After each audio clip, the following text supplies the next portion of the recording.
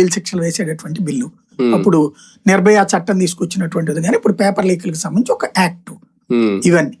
కాబట్టి ఇక ఈ నేపాల్ చేద్దాం అనుకున్న వాళ్ళ ఆశ ఇప్పుడు గల్లంతైనట్టు. ఇంకా లేదు సాగదీశారనుకోండి. వాస్తవంగా ఈ ఉద్యమం ఎవరు క్రియేట్ చేసింది?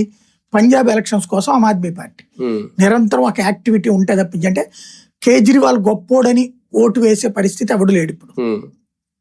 దానికి సాక్ష్యం మొన్న ఢిల్లీలో తనే స్వయంగా ఓడిపోవడం, తన నియోజకవర్గంలోనే ఓడిపోవడం, తన వార్డులోనే ఓడిపోవడం. ఇంత దారుణమైన నాశనం ఎక్స్పెక్ట్ చేయలేదు అతను.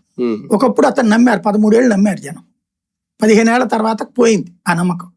కాబట్టి ఇప్పుడు పంజాబ్ లో పోయింది అనుకోండి, ఇక ఆమ్ ఆద్మీ పార్టీ ఉనికి దెబ్బతింటది.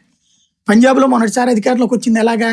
రైతుల పేరుతో ఉద్యమం చేసి 2 ఏళ్ల పాటు రోడ్డు మీద పడుకోబెట్టి, దాని కారణంగా మరి ఏం సమస్య పరిష్కారం అయిపోయిందని చెప్పి వాళ్ళు దీక్ష విరమించారు.